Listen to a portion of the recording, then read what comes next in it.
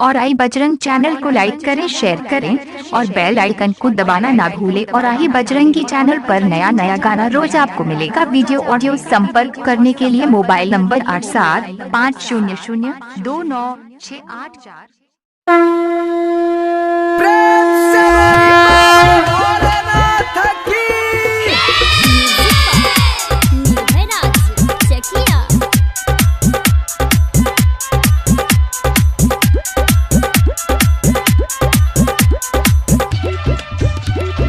Presented by Albina Recording Studio, Simran।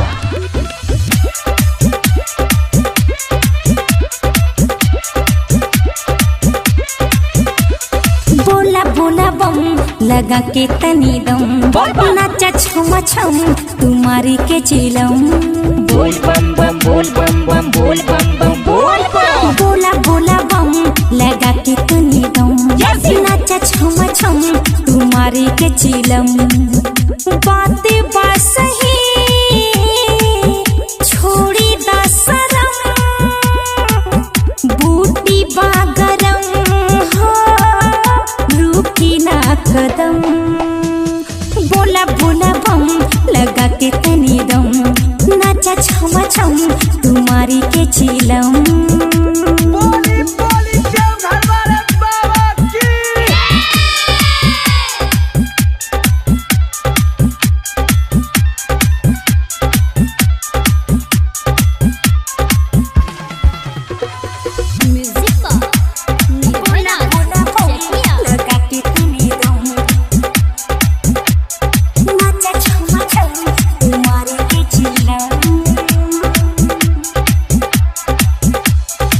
पर्वत पहाड़िया में बैजू नगरिया में बाटी कठिन रास्ता, परसत बदरिया बा गड़त कंकड़िया बा, फूला की सब बह पत्ता, फूला की सब बह पत्ता। हाँ, पर्वत पहाड़िया में बैजू नगरिया में बाटी कठिन रास्ता, परसत बदरिया बा गड़त कंकड़िया बा, फूला के सब बह पत्ता। करे रहम गम होई कम, बोला बोला बम लगा के तनी दम, नाचा छम छम तुम्हारी के चिलम। बोला बोला बम लगा के तनी दम, नाचा छम छम तुम्हारी के चिलम।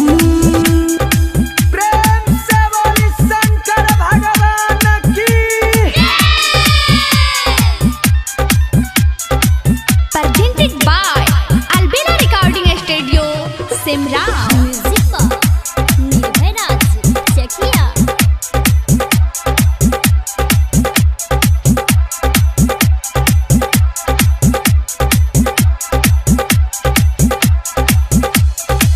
भुवर भोजपुरिया जी बनके कांवरिया जी, संगे में बबीता सागर, अमिंदर अले बेला जी, फूला के चीला जी, मिलेला सबके पावर, मिलेला सबके पावर।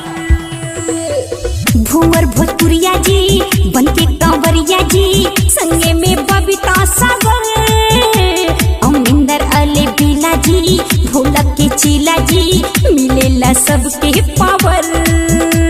आठों पहर चले ढारे भर भर, बोला बोला बम लगा के तनी दम, नाचा छम छम तुम्हारी के चिलम। बोला बोला बम लगा के तनी दम, नाचा छम छम तुम्हारी के चिलम।